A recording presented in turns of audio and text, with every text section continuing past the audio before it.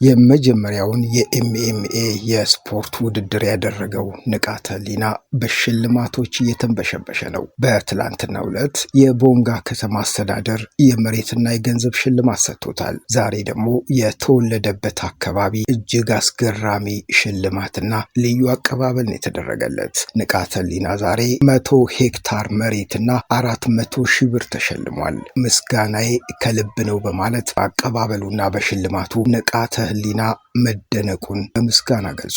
ከፋ ዞን ኮከብ ንቃተ ህሊና በጠሎ ወረዳ በደመቀ ሁኔታ ነው አቀባበል የተደረገለት። ወጣት ስፖርተኛ ንቃተ ህሊና ዮሐንስ ምስክር በትውልድ አካባቢው በጠሎ ወረዳ ደማቅ አቀባበል የተደረገለት ሲሆን ለስፖርተኛው የወደፊት ጉዞ ተስፋ የሚሰጡ ልዩ ልዩ ሽልማቶችም ተበርክተውለታል። የወረዳው አስተዳዳሪ ስፖርተኛውን ለማበረታታትና ላሳየው ጽናት ሽልማቶችን አጉርፈውለታል።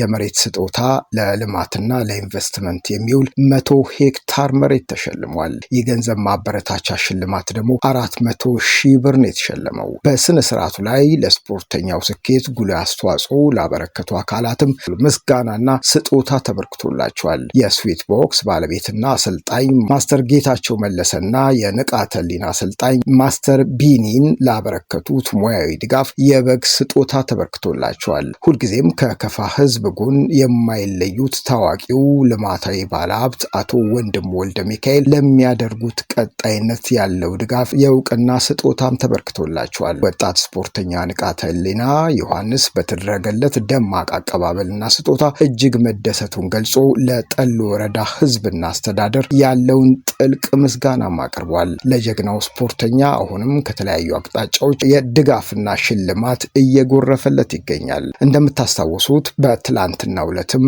በከፋ ዞንና የቦንጋ ከተማ አስተዳደር ለንቃተ ህሊና ልዩ ሽልማት ሰጥተውታል። በኢትዮጵያ የመጀመሪያ የሆነው የድብልቅ ማርሻል አርት ወይም ኤምኤምኤ ውድድር በማስተዋወቅ ስሙን ላስጠራው ወጣት ስፖርተኛ ንቃተ ህሊና ወይም ዮሐንስ ምስክር የቦንጋ ከተማ ነዋሪዎችና የስራ ኃላፊዎች ያደረጉለት አቀባበል እጅግ አስገራሚ ነበር። ስፖርተኛው ወደ ከተማዋ ሲገባ የከፋ ዞንና የቦንጋ ከተማ ከፍተኛ አመራሮች እንዲሁም ነዋሪዎች የንጉስ አቀባበል አድርገውለታል። በዚህ ዕለትም የከፋ ዞን አስተዳዳሪ አቶ እንደሻው ከበደ ስፖርተኛው ዞኑንና ሀገሩን በስፖርቱ ዘርፍ በማስጠራቱ ምስጋና አቅርበው የዞኑ አስተዳደር ለንቃተ ህሊና 300 ሺህ ብር እንዲሁም ላዘጋጁና ለአሰልጣኙ ለእያንዳንዳቸው 100 ሺህ ብር በአጠቃላይ 500 ሺህ ብር በስጦታ መልክ አበርክተዋል። የቦንጋ ከተማ አስተዳደር ለንቃተ ህሊና 500 ካሬ ሜትር በከተማው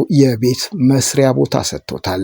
በኤምኤምኤ ውድድር በጆኒ በ1 ደቂቃ ውስጥ የተሸነፈው ንቃተ ህሊና ስፖርቱን በኢትዮጵያ ውስጥ እንዲጀመር በማድረግ ላደረገው ከፍተኛ አበርክቶና አስተዋጽኦ በርካቶች በሽልማትና በምስጋና ክብር እየገለጹለት ይገኛሉ።